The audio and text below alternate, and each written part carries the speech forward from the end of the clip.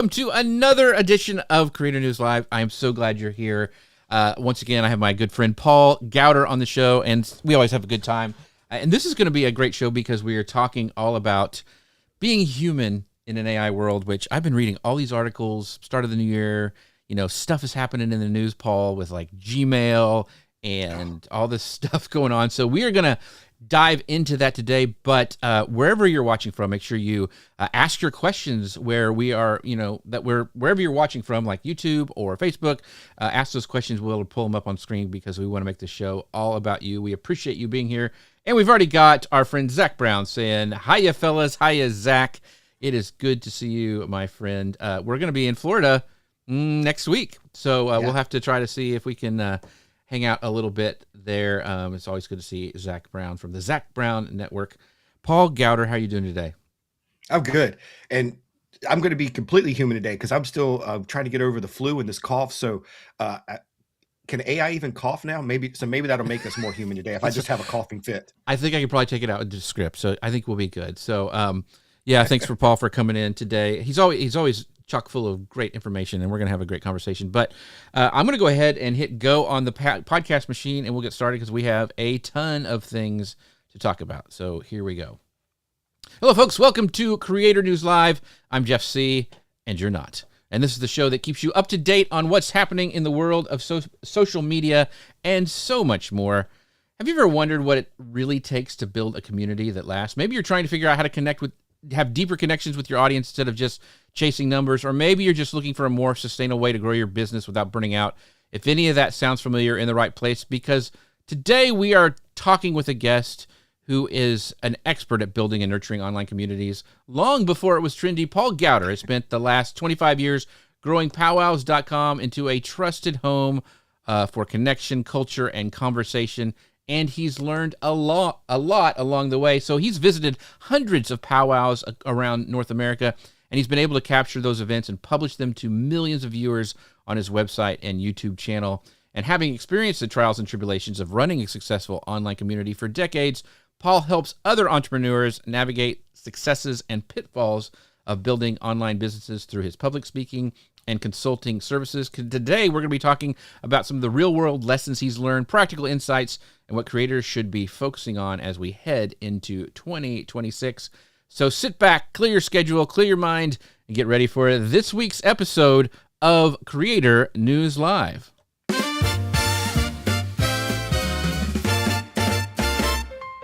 It's Paul Gowder, they say. He turns email into friends that stay. Fit your brand, the inbox way. It's Paul Gowder today. That's right, folks. It is Paul Gowder here at Creator News Live. So, Paul, my friend, how are you doing? I'm good, man. I'm looking forward to this conversation. We've been talking back and forth about this, and so much is changing right now. So I'm excited to kind of dive in and talk about how we can get over this AI stuff and be real. Yeah. So something that is real is actually our sponsor of the show. Yes, that's right, folks. I have a real sponsor. You can find out more about them at ecam.com/Jeff. They are what make the show happen. They're the ones that have this technology that I'm actually broadcasting live, being able to pull up cool things on the screen, have Paul come in remotely. It's great for actually creating videos, all sorts of stuff. You can go to ecam.com/Jeff. Save 15% on your first purchase by using the code Jeff15. And by the way, they've got a creator camp coming up in the United Kingdom, overseas for us folks across the pond. You can find out more about that by going to tubefest.co.uk/creator-camp. Really easy URL. So just go to eCam. They have it there. But it's April the 23rd to the 24th in the United Kingdom. Find out more with that URL. But Paul Gowder, we are talking about being human in an AI world. It's a lot of stuff going on right now in the news. People are freaking out. We're going to talk about all sorts of cool stuff. But I want to know from the audience, where do you feel the strongest connection with the creators that you follow? Is it on social media? Is it on email? Or is it live video? So I would love to know where you feel the strongest connection with the people you follow online. Is it social, email, or live video? I know Paul would probably say email. I'm a big live video and email fan, so we'll be talking about that. So we've got our friends showing up already. Rich Graham says, morning, gents and tech troublemaker. Yeah, he got my tagline. And Rich Graham says, AI needs to give Paul a Roosevelt shirt. Paul has tons. He made the calendar. He's like an illustrated, like a Sports Illustrated calendar, but it's all Roosevelt shirts, and Paul is one of them. So very, very cool. And Tech Troublemaker says live video. That's where he connects with people. I would agree with that. I think we're going to have a resurgence of that. Paul, what do you think? For sure. I think people are looking for ways to connect right now and to feel more human. Yeah, I think live video, live short form, or live on some of these platforms like TikTok and Instagram. I think we're going to see a lot more of that. Yeah, I definitely am going to lean more into live video. Yeah, in fact, Zach Brown says live video for him, immediate feedback, very, very cool, like what we're doing right now. And email is for that one-on-one conversation, and we are going to talk a lot about that today. But I wanted to kind of ask Paul, one of the things that has come across that I have seen kind of in the recent news cycle is Instagram. Adam Mosseri, I think is how you say his name. He said that like last month, right at the end of the year, where he was saying that polished curated feed is effectively dead because AI makes these perfect images, and they're making them easy and kind of uninteresting. So what do you think? What does this shift towards raw, unfiltered content mean for creators? Because that's what he said that's going to take precedent over on Instagram, is like the signals that show that it's real, it's raw, even bad lighting, all that stuff is going to be a signal now to Instagram that this is a real person, a real photo, whatever. So what do you think it means for creators who've kind of built their brand on this kind of published, this high quality, really polished content? Yeah. Well, Instagram has never been a place for me. I've tried to go on Instagram, but when I'm scrolling that feed, all those perfect pictures, whether it's, people traveling or lifestyle content, whatever, it all looks too polished to me. So I never really got super into Instagram. So I think this is good news. I think it's going to level the playing field. Same thing like on YouTube. I produce some content for my personal stuff on YouTube, but I've always felt the overwhelm of doing anything other than live, because I feel like to compete with some of these other creators, you've got to have super polished video, and Ecamm helps with all that. Mm-hmm. But you got to have the multiple camera angles and all the graphics and be perfect. I think this is great news, because now every creator has a chance. It's going to be more about what you say, what you do in the content, as opposed to how it looks. So we're just one video away from going viral and having the same reach as, another big channel out there. Yeah, I totally agree with that. And, Mosseri suggested that like raw and perfect posts, was going to be the proof that a real human is behind that content, at least for now, because he also said that is going to come along where the AI is going to be able to figure out how to make it look that way. So how do you think that creators can genuinely signal that authenticity without feeling like they're performing authenticity? You know what I'm saying? Like, you can tell it when somebody's faking it, and being real to be real for real sake. I think that's going to be, we'll see a lot of creators do that. But how can we not do that and just be ourselves and actually, use that when we're creating our content? Yeah, I've been watching Gary Vee lately, and he talks about this a lot, is we have to stop, especially on these channels like Instagram and TikTok, is stop just posting. If we're, say, a Disney creator, or for me, email, every video can't be about that. People want to know more about you. And I think that's the way we're going to signal that we're authentic. So like for me, I'm posting content about bourbon. I'm posting my travel content, and then I may do some business content as well. I even had posted last night just a question about bingeable shows. Yeah, and within an hour, I had like 50 comments, because that's what people are looking for. I think they are tired of scrolling that perfect feed. And so that's the way that we, as creators that don't have the following of a Mr. Beast, that's how we're going to signal to these platforms that we're real, and to the people out there looking, is just posting more about ourselves and not just being a one-dimensional channel. So let's talk about those trust signals that people are looking for, and like the identity when they build their audience. Like, if you see Paul live or he's at a conference, there's probably going to be a bourbon tasting. So that's his brand. I mean, that's part of Paul's makeup. And then the business stuff goes to that. And if you look at people like Jay Bear, who has loved tequila forever. Well, now his brand, and we've had him on the show before, which is a great episode, but now his brand is like, he does his marketing stuff. He still does the speaking thing, but now he's actually tacking on the end of his speaking gigs. Like, hey, I'm having a tequila tasting and the company's sponsoring it. And he's got private barrels now and all this stuff that is built on one of his passions that he's kind of merged into the Jay Bear brand experience. And so I think stuff like that is going to be kind of the next wave, is tying in the stuff you really like. I'm passionate about wood carving and creativity and that kind of stuff. And so like we're getting ready, Katie Fox from Ecamm and I are getting ready to start a new show where it's all about crafting, which is not really business and but it is me. And so that's going to help build the brand as well. So I think, what do you think of some other ways that people can do? Like, I don't think that people need to spread themselves too thin and like, hey, I'm going to broadcast all of my hobbies and things that I like to do or every minute of my day.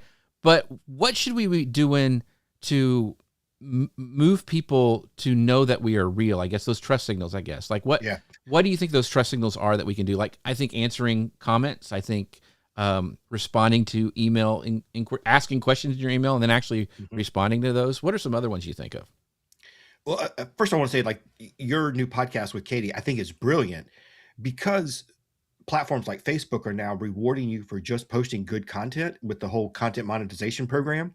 So it doesn't have to be, you don't have to come up with some kind of channel or a video podcast idea that's necessarily going to move people to some kind of funnel and sell products.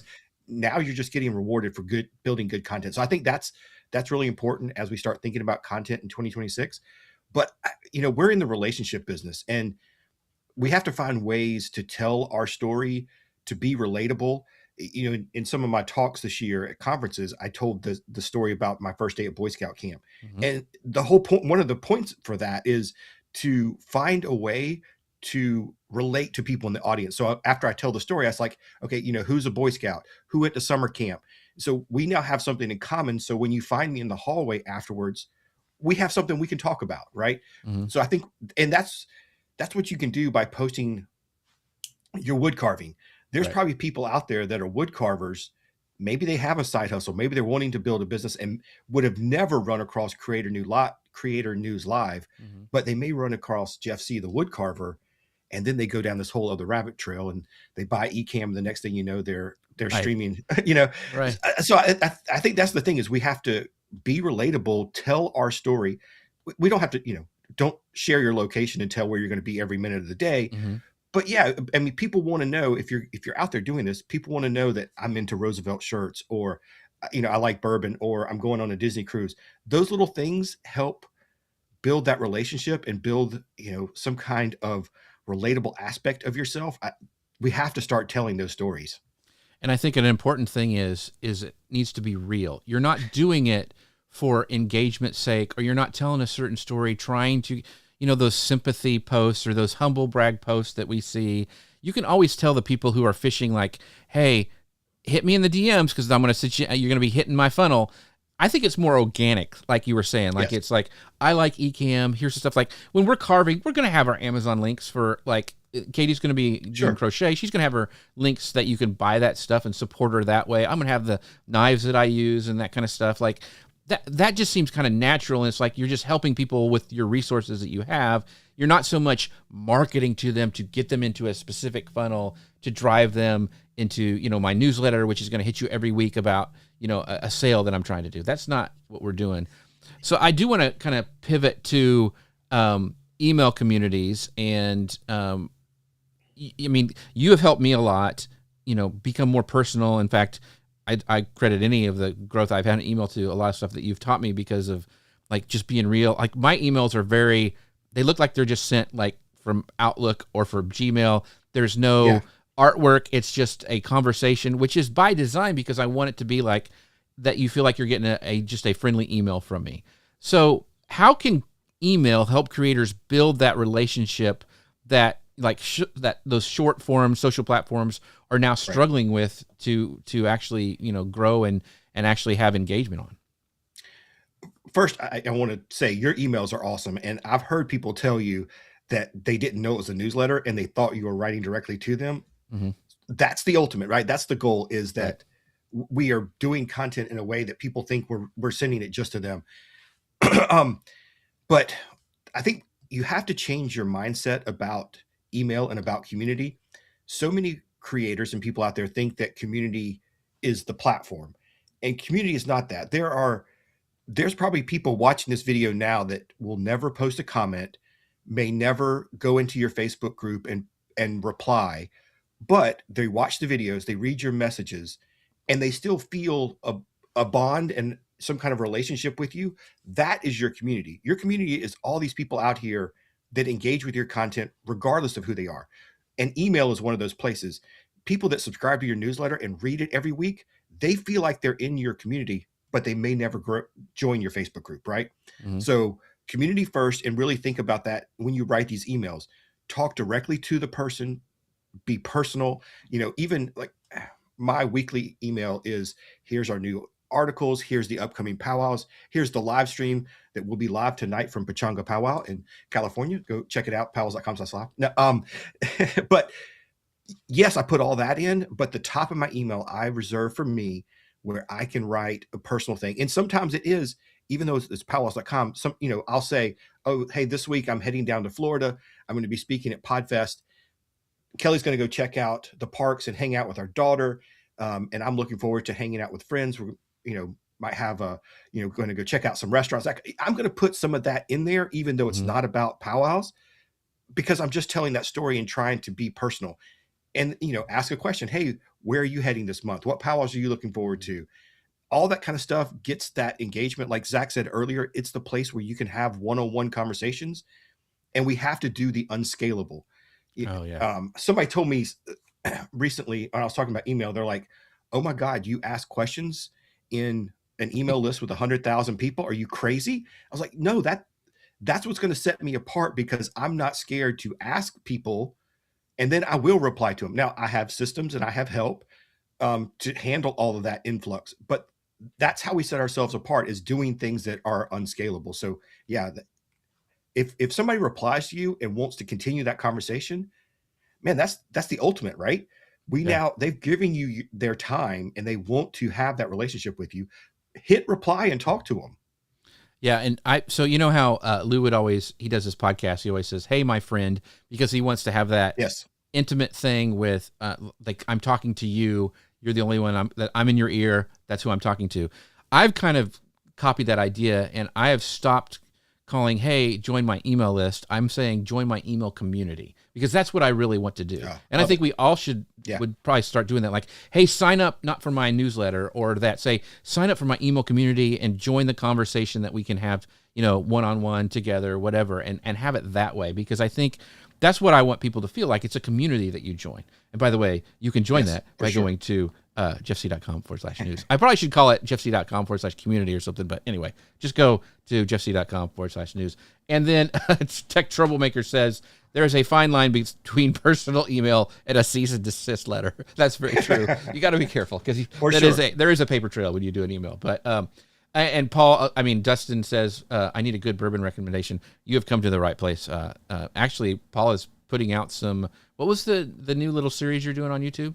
That's going to be. It'll start next week. It's going to be called. It'll be on my Facebook and YouTube and TikTok. It's going to be called Try January, because I have too many unopened bottles, and I'm going to open them up and give them a try. So look forward to that. Dustin, send me a message. I'll be glad to send you recommendations. I'm trying to think of a good one right now that's on the shelf that I would recommend. Still Austin. The cast drink stuff is great. Yeah, go find one of those. Yeah, that's a Texas one, by the way. Yep. But when we were planning this show, kind of talking back and forth, Paul, you had said, this is kind of what you want to talk about, and here's all the reasons why. And you have some great examples of this, but you said you're seeing a demand for like analog. Katie and I, that's why we're doing and we actually are putting in our tagline analog, because a lot of people like on TikTok and Instagram are now searching for analog, like that keyword. So human-centered connection, live video. We've talked about community events, in-person meetups. They're increasing because of this AI saturation. So how should creators plan for that? Like this move towards analog, and give some examples. Like you were telling some of the stuff that you even gave your daughter because she was asking for it for Christmas. Yeah. So I'm seeing that CES last week. I think I mentioned this to you. I saw that somebody is releasing a phone that looks just like a BlackBerry, and it's only going to have email, messaging, and calendar. No browser, no apps, no nothing, because people are wanting to disconnect from that stuff. Yeah, my daughter this year, she asked for a CD player and CDs, which is not completely analog, but it's away from Old streaming. school. Yeah. It's old school. Yeah. She's actually hanging her CDs on the wall. And now, again, my daughter comes from hanging out with me as a kid, and all the photography I do, and the nice big digital SLR cameras I have, and she has one. She asked for a little small point and shoot camera because she wants to be off of her phone and do pictures that she feels like are more authentic. I'm seeing a lot more of that. And so how do we as creators embrace that? I think we have to start posting more and stop scripting everything, stop planning everything. I mean, we can still do that kind of stuff, but we have to just hit the record button and just post. And people are going to see that more. It's a struggle. I'm trying to post more content like that, and it's hard for me too. Yeah. But that's what people are looking for, is somebody just like TikTok or Instagram or Facebook Reels. They're just looking for somebody that's just real, whether you're out walking around or, I just got the Meta Ray-Bans because I feel like that's going to be a little bit easier way for me to do more of that kind of content. Yeah, I think that's what people are looking for. And so we have to embrace that. Another one that I'm doing this year, and people have asked for this, which is crazy. I have several digital products on powells.com, and the demand for printed copies of them is huge. So I'm setting up my account with Lulu so that when somebody buys a digital print, they'll have the option to actually order a printed copy of it, which to me, again, is crazy because, like, if they want my Powell calendar, you're not going to have the links in it.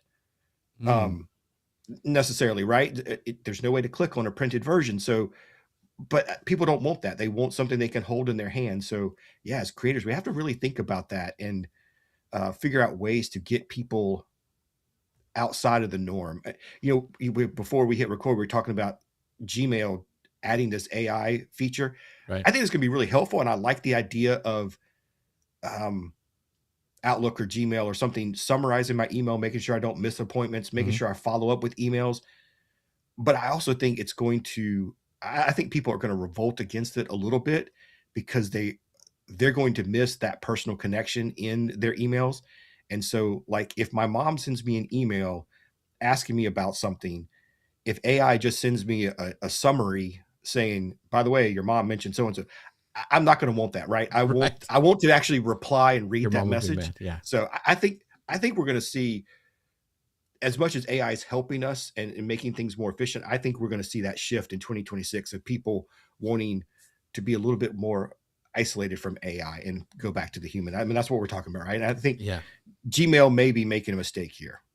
Yeah, it'll be interesting because, I mean, there's already like roll up and like I use SaneBox for mine. Right. Which I don't want to like totally dismiss some of the the shopping stuff that comes out. Like you want to have a sale or something, but I don't want to see it every day or all the time, but I don't want to unsubscribe. So being able to move it somewhere else is helpful for me. But then I can have stuff like, I even saw Dustin like came out today, like there's a new training on how to use a certain aspect of Magi. Like that stuff that I may not click on right away because, I was getting ready for a show and I couldn't watch it or go through his training.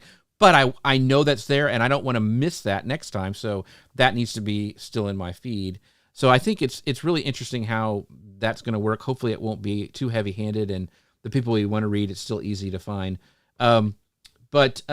Yeah, I think that making sure that you are doing things that keep you top of mind also is like, hey, and you got to remember, like especially when we're talking about email, that not everybody is following you for the same reasons. Some people may, like they came in, they loved this show, or maybe they saw me speak, which are two different things. And so how can you continually drip stuff out to them that still makes sense to the people who signed up and who are your audience and that kind of thing. So it's very, very interesting that way. I do want to kind of move on to the next section because I want to ask this question of our audience, which is, what's a piece of content that generally changed how you think or work? It can be a YouTube video. It can be a book you've read. Like, what's a piece of content that genuinely changed how you think or work? Do you have anything off the top of your head there, Paul? For me, I think it was one of the guy who wrote Sahil Bloom, I think, is The 5 Types of Wealth. And one of the things he said is like, no one is coming to save you. That's one of the things he said. It's like, and that was really good. Like, and that like nobody cares. Like if like we're talking about trying some maybe new forms of content, to kind of be real for more people. And we worry a lot. A lot of people are not pressing that record button or the publish button because they're scared of what other people might think. And the reality is, and he goes into it a lot in his article, is that most people don't care. They're too worried about themselves. So we need to kind of let that go. So I think that was a big thing for me. For me, it's been, I mean, like I said earlier, I've been listening to a lot of Gary Vaynerchuk and talking about posting content and being more real. But for me, also recently, it's been some of these bourbon content or cruise content I've been posting on my personal. And I've always worried, one, that how people will think and, oh my God, what's he doing now? But two, like worried that I was just going to flood my friends and family with all this other content. And so watching some of this content I've put out in the last couple of months and looking at the demographics of it, Facebook is smart and they're figuring out. And so that has changed my mindset. I look at like my review of a Polite Pig that I posted recently. When I look at who saw that video, I think on Facebook, it's got like 3,000 views or something. It's not viral, but it's good for what my personal profile has. And it's like 70% of the people who saw that video are non-followers. Only like 25% are the followers. So my friends and family aren't going to get bombarded by me posting more bourbon content. Facebook is going to push that out. So that's one of the things that should change my concept, and just post more and let Facebook, Instagram, whoever figure out the distribution of it, and they'll take care of it. Yeah, I think also it's important, and we're going to talk a little bit about offline events. Like we go to Momentum, that's how we met. We've gone to and spoke at the same conferences like CEX last year, and we're going to be at PodFest in a couple of weeks, next week, actually. Next week, yeah. And one of the things is those relationships that you build makes a difference, I think, even online and how you connect online. So, in fact, our friend Lindsay Dollinger is here. She's going, hey, guys, and she loves Gary V, and then agreed. A lot of people are saying more, not to niche down, but more overall lifestyle posts. And it was really interesting because yesterday, I think Lindsay had posted something about, hey, what is important to you on a cruise line? Is it itinerary? Is it the cruise line? What is it? And if I wouldn't have known Lindsay and that would have come up in my feed, I wouldn't have answered, right? I was just like, but I was like, oh, she asked a question. We have a connection. I want to help her out and help her get some love on the post. And one of the ways to do that is to leave comments. And I was like, okay, I'll do that. And so I took, whatever amount of time and did that for her. Right. But it was because I have that relationship with Lindsay from meeting her at conferences, seeing her, being on her show. She's been on my show. So that makes a big difference. And I think we can't discount the actual one-on-one, even if it's a Zoom call, one-on-one, those type of things are really important for building this trust and authenticity that we've been talking about. Yeah. And don't discount going to conferences and having those connections there. You never know you might meet somebody who's been a follower of yours or read your emails forever. And then that face-to-face meeting can change everything. Yeah. Yeah. So, so we're talking about, what we need to do for the content that's changed the way we think or work. And we kind of mentioned that. But I read across this guy, and I've read his newsletter for a long time, and I never really kind of dove into it. But he had this great article, and he was talking about educational content. And one of the things, his name is Dan Koe, Koe, and says basic educational content is dead. And I thought, ooh, that's really interesting, because he was saying that because everybody can go and ask AI AI now how to do something. Like, hey, how do I create a funnel for my new product? Give me some, and it'll stick it out. So, so he was saying that these surface level tips that AI can generate, it's no longer going to cut through the noise, right? So he was talking about like what kind of content still holds that lasting value for audience. So what are your thoughts about that? Like, so what kind of content do you think is going to hold value for audience when they can ask AI, and it'll even bring up YouTube videos on like, hey, I need to help. What does this thing do on my toilet? I can take a picture of it and they'll say, oh, it's this, and here's how you fix it. It'll just do it for you. So I may not go watch or read an article from a YouTuber or whatever to figure that out because I can just ask AI now. Thoughts on that, Paul? Yeah. First of all, for somebody who's created lots of content over the years in the native world with craft tutorials and what is a powwow, all that kind of thing, it scares me to death because the traffic continues to decrease because of AI. But I think the way we cut through that noise is creating content that not just teaches a lesson, but shows what that lesson meant to us. So we have to, again, tell story. You have to, instead of just teaching somebody how to build a sequence in a newsletter, I have to show them what building a sequence did for me and why, and even maybe like, here's a mistake I made and here's how it, affected things. And here's what I learned from it. It's showing our flaws, showing our actual experiences, and not just having a webinar teaching a topic because people don't need that now. So I think it is us showing the whole part of it, right? And showing why it was important. Yeah. So, and I think that's going to be something that's going to be a real struggle because it's a new muscle that we're having to like strengthen and do. It's not just like, here's how to do this. Like, here's how to use AI to create these awesome images. But I should take it deeper. Like, okay, how can I use AI to create images that help me become more creative? Or I use this image that I generated to create a new piece of art that I use. Like, let's say I used AI to create me a pattern that I'm going to use for wood carving that's never been done before. Then I can take that and actually make it physically using AI as a tool to do it. But then go deeper and like, okay, I'm taking that, but then I'm improvising and making it in a new medium, or I'm twisting it up this way, or this is what I discovered. I tried it, and because it was AI generated, it didn't work because it just broke, those kind of things. I think you're right that we're going to have to take it deeper and show what it means to us and what's the transformation that's going to happen for, the people who you're giving advice or teaching on how to do it. So it's going to be a different thought. Yeah. One of the ways you can do that, I think too, is start thinking about how you can serialize your content. So again, like my Try January, but another series I'm working on is on the business side is I'm going to do a challenge for myself of building my online community from 0 paid members to 100 paid members by the end of the year. And I'm going to be very real with it and show people like the mistakes I've made. The first video is going to be about that I've built this platform and I have a lot of people in the free, but I don't have anybody in the pay because I never talk about it. And you have to be intentional. So that's going to be the first thing, right? And showing that, I don't put it in my newsletter. I don't put it in my talks. So, and that's the kind of thing I think that people are going to relate to is showing your story and showing that we're not perfect. We don't have all the answers, but here's how I'm learning. Right. And everything's different for a bunch of, for different people. So, showing your mistakes can actually help people, not make the same mistakes later on. One of the things, this is from Sean from But Mostly Disney, says, people love my mistakes to the point that I made it into a t-shirt and part of my brand.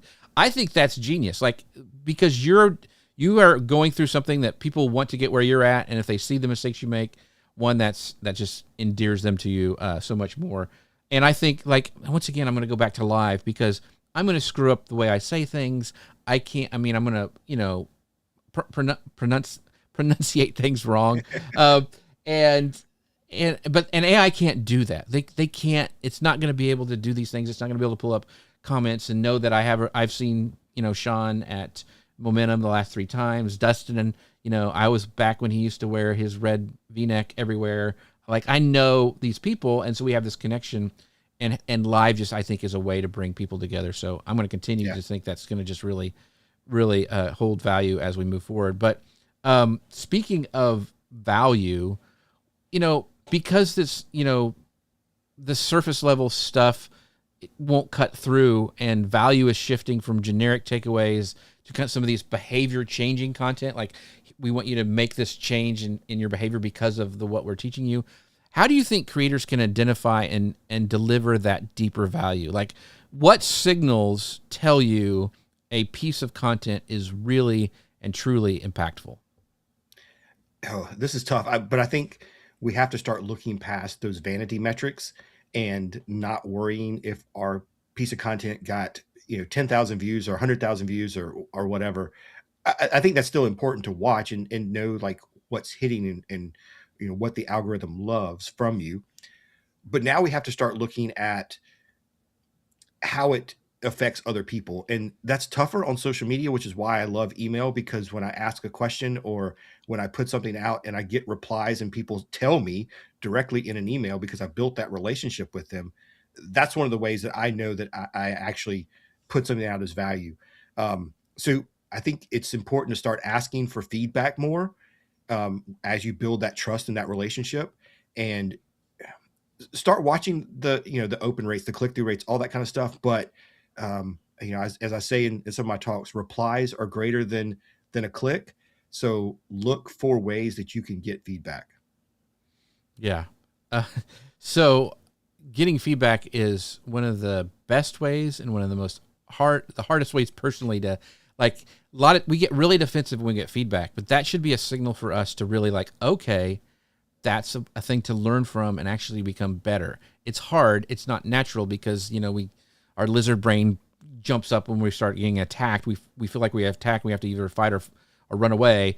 And so training yourself to really listen and pull nuggets. You don't have to take everything, but pull those nuggets of, oh, you know what? I should have been clearer on that point. That would have made more sense. And just kind of take it to heart and internalize it a little bit and not worry about getting so defensive. And I'm talking to myself here. Well, and building a relationship with your community and your readers that they feel they feel that they can email you something like that or message you. So you have to be more inviting and more open, or otherwise you're not going to ever get feedback. For just recently, I've had several people email me some things I messed up as we were the new year. I still had like 2025 Right. listed on the website in several places, and I'm very, very thankful that my readers think enough of me to message me.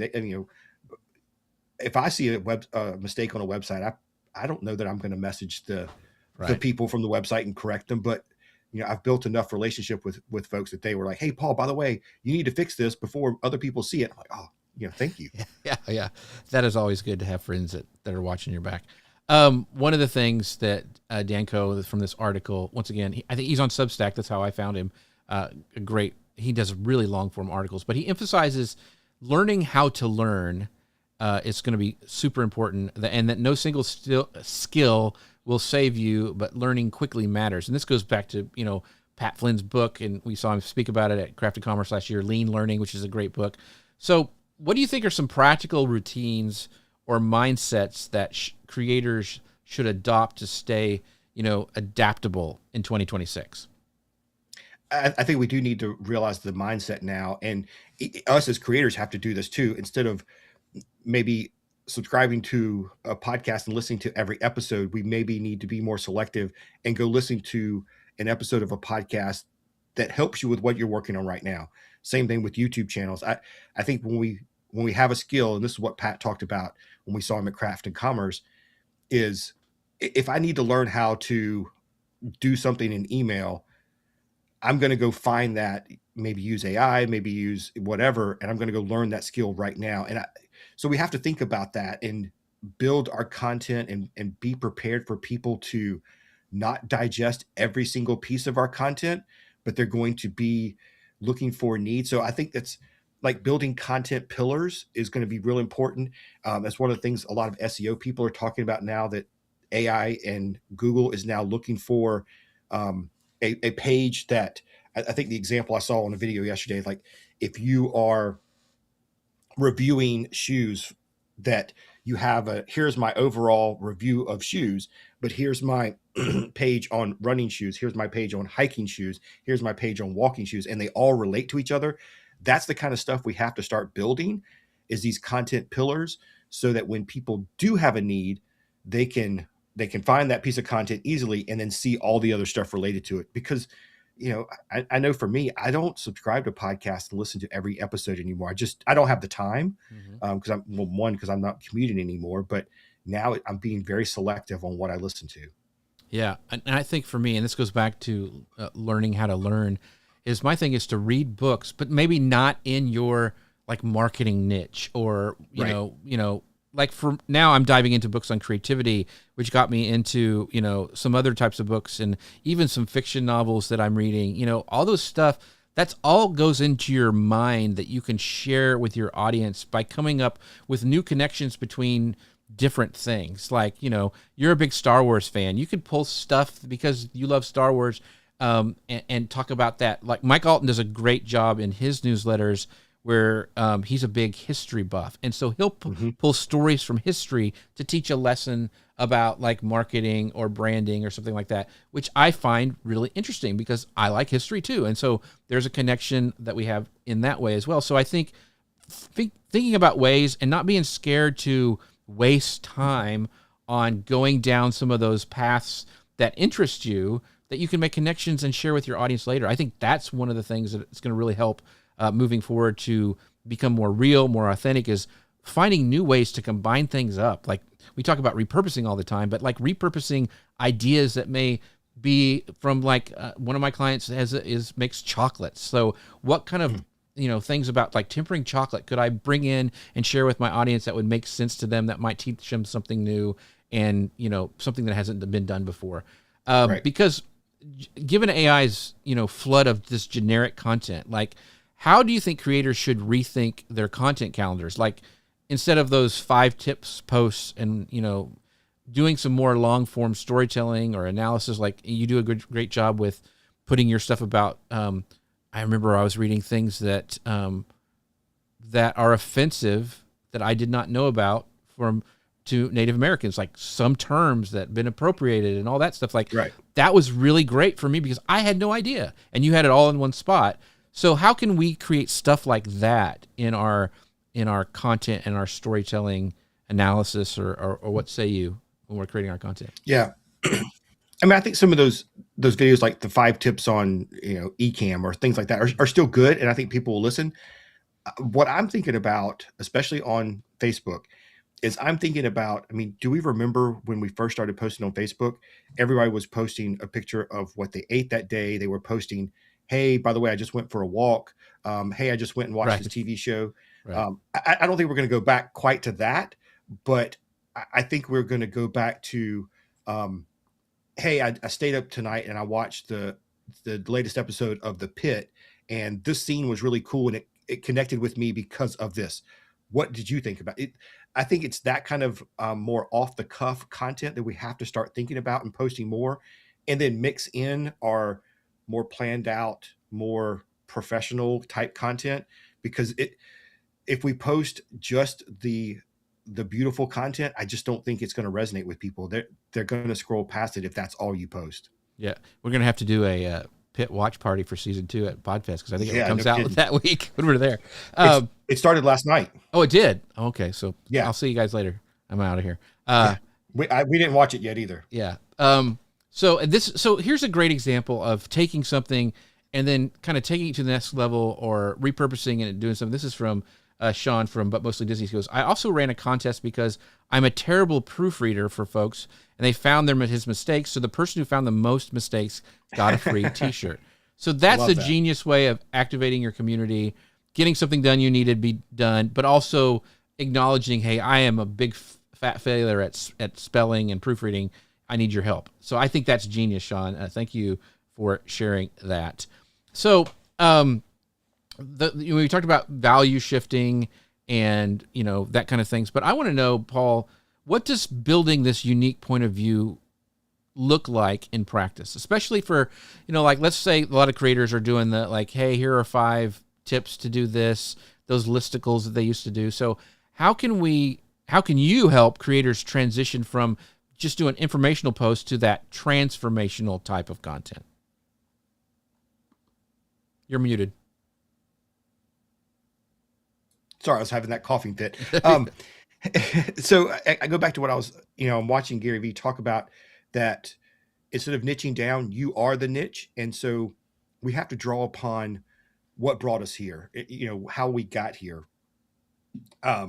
We all have a particular background. We all have a particular point of view. And if somebody's following you or reading your content, it's because they have related to you in some way. So you have to start leaning into you. I loved when we were at Momentum, and the lady from Cake Bake, she said she is unapologetically audacious, right? And I think we have to lean into that. And somebody at CEX said, "Embrace your crazy." I think was what they talked about, or embrace your uniqueness. Yeah, if you are super into wood carving, I think you need to talk about that more. If you are a big sports fan and you're, follow the Eagles, Rich from Pennsylvania, I think Yeah. he's a big Eagles fan. Yeah. Talk about that more. It doesn't have to be your entire identity, but you have to start sharing those kinds of things. I think it's going to be more about you as a person now instead of just your content. So I think there's a line, I think we need to discuss this, between being audacious and obnoxious, right? Yes, there is sure. there is a fine line between the two. And I think being excited, like I'm always excited about Ecamm, and they sponsor the show and they're amazing, and I'm friends with a lot of them. And it started because it was just a great product, and then it evolved to something else.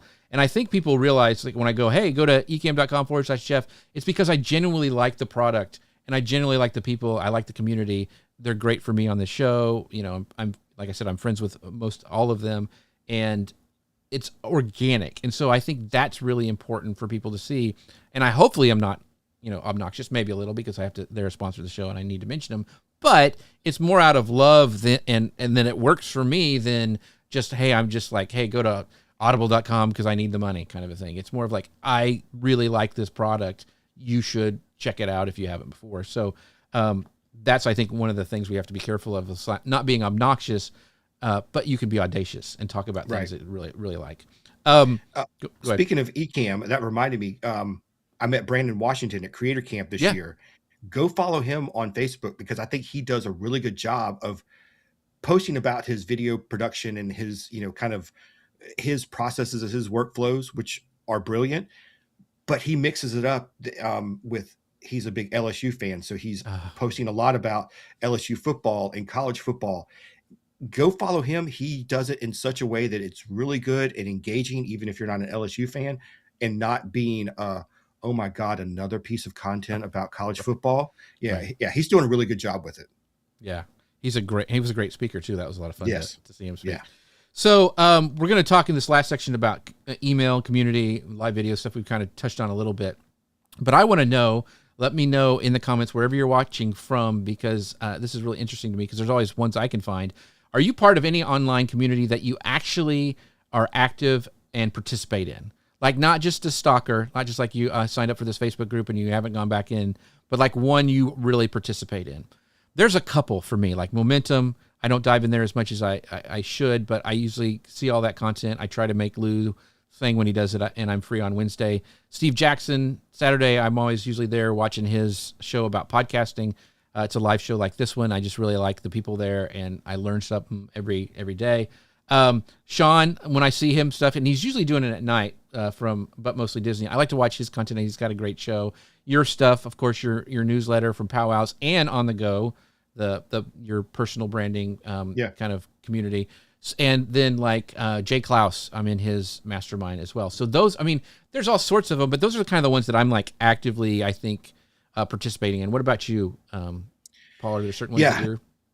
Definitely Lou's the hub, which is people that have been to Momentum. That Facebook group is really good. I enjoy going in there.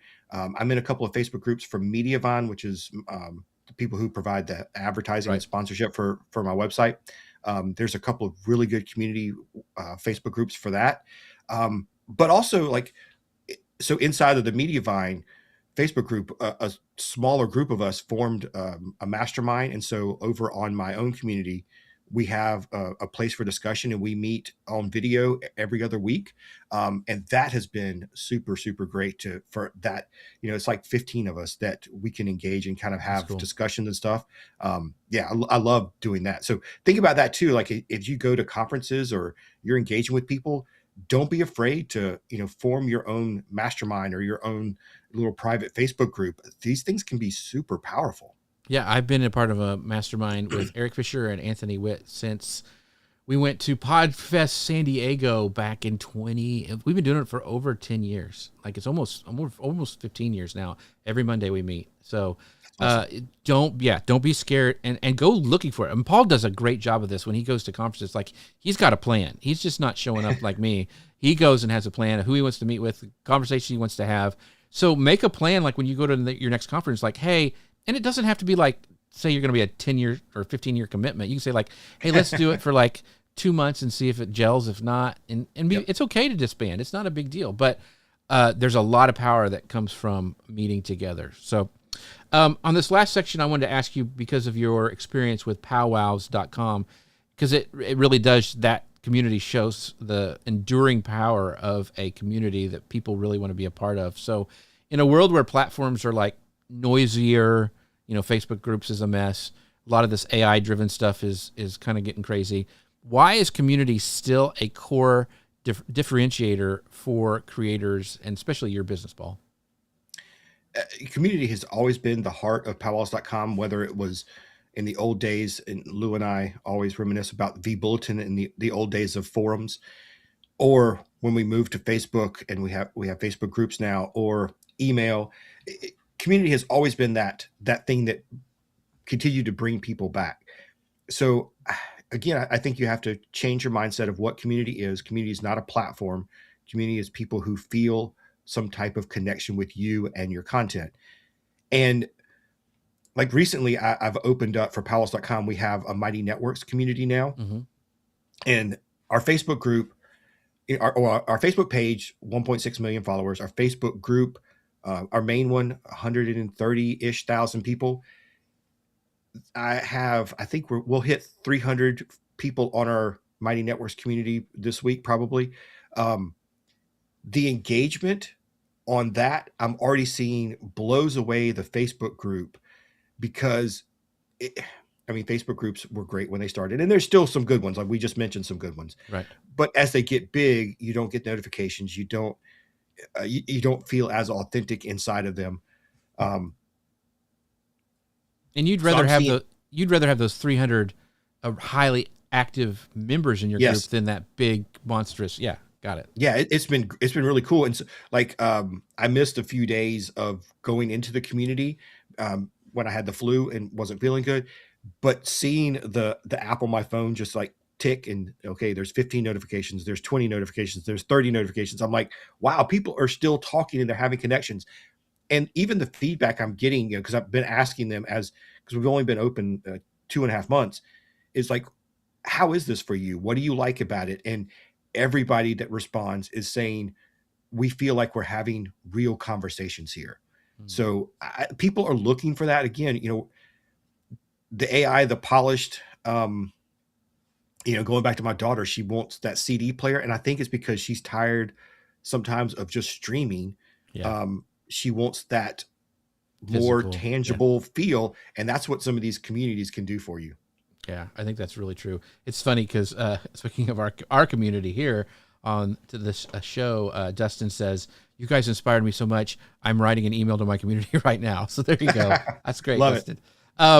One of the things that, we kind of touched on the live content and like these raw streams, interactive Q&A, and we're testing it right now. Both Paul and I guess now you can actually stream vertical on YouTube Shorts by clicking a button. So if you're over on YouTube and you see us on Shorts on your phone, we'd love to know if it's working, because I have no idea. But those unpolished moments are kind of resurging. So what format changes are you seeing that help live content? Like, because you do live streaming, you live stream all your powwows. What do you think helps live content feel more meaningful and less just like another polished broadcast that you could get on, the cable channels? Yeah, that's something I've been thinking a lot about. Our powwow live streams aren't going to change a whole lot this year because there's only so many. It's an event production, right? So there's only so many ways we can show a powwow. Um, but for like the show I do on a weekly basis, I'm changing how I do that. It used in previous years, I tried to do a show where I had different segments, and I waited until I had an interview or some kind of topic to put an episode out, and wanted it to be that more produced thing. And so in 2026, I'm committing on powwows.com. I'm just going to go live once a week and just talk with the community. I'll have like, here's what's happening this week. Here's the changes, the kind of thing, but it's going to be more of just an open forum. And then if I have an interview or a guest or something, a special piece of content, I'll put that out as a separate video. So I'm going to use live now I'm really switching it to be, like our friend Lou does. He does a live show every Wednesday night. It's not polished. It's not produced. It's not his podcast episode. It is Right. a different piece of content where he just engages with the community. And so I'm looking to do more of that this year too. Yeah, he has structure. Like he's not just turning on Sure. and guessing. He's got like a plan what they're going to talk about, and he actually pushes that out when he has his post about the live Right. show. So you have to have some structure, but you don't have to be like okay, here's a wipe, and now this segment and this. Now I do segments because it's easy for me to repurpose, and it keeps my crazy brain in line. But we go off so much. Connor will tell you that like all the time. And then one of the things, this is a great point from Sean. He goes, I think my favorite thing is when I'm doing the live podcast and the chat starts having their own conversations. It just makes me feel like we're a real group and everybody is hanging out. I think that's the goal for anything. The ones that I mentioned, like Dave Jackson's show, that is true. It happens on this show. I mean, Rich and some other people were talking a minute ago. So I think it's really, really cool when that stuff's happened. But this last question before we wrap things up is kind of your bread and butter. It's email. And email is often described as the one place where creators own the relationship. So in terms of authenticity and relationship building, how should email strategies kind of evolve in 2026? It's the same thing I've been saying for the last year. Stop focusing on what you're going to send out for your weekly broadcast. Stop focusing on, I feel like some of these weekly broadcasts that people send, they're just shouting at their audience. Here's my newest podcast episode. Go listen to it. Here's my newest YouTube video. Go listen. Here's my newest blog post. Go read it. And we have to shift to like the emails you're writing. We have to start writing emails like we're having conversations. It doesn't have to be this polished thing. It can be, right? But like for me, I'm putting this thing at the top where it's my personal note. Mm-hmm. That's what people are looking for. And they don't want to get another email from Amazon telling them, hey, I think you would like, these are related products. Yeah, like you said earlier, yeah, I still want those in my inbox. And when I need them, I'll go look for them. But God, if people start seeing my newsletter as something that they're just going to store in a folder and they'll go read it when they need it, we've failed, right? Mm-hmm. It needs to be this relationship type email so that people want to read it when it comes out. We really have to shift that. And so instead of focusing on your broadcasts, and if you do, write them conversational and be more text-based. Right. But I really think that the key here is focusing on building more sequences, building more opportunities to take people through an entire story. Like I was working with some people this week on how to build a sequence. And what is a sequence? It's just a serialized piece of email that you use Kit or whoever to build this series of emails. But if you're struggling with that, just go to ChatGPT and put your website in and say, hey, build, what kind of sequences can I build? So like our friend Connor Brown does a great job. He's building some incredible email series around his content. He had the series about Halloween Horror Nights, and it had a PDF that went with it, but it was a series of emails where he talked about Halloween Horror Nights. I think he's doing one about cruising now.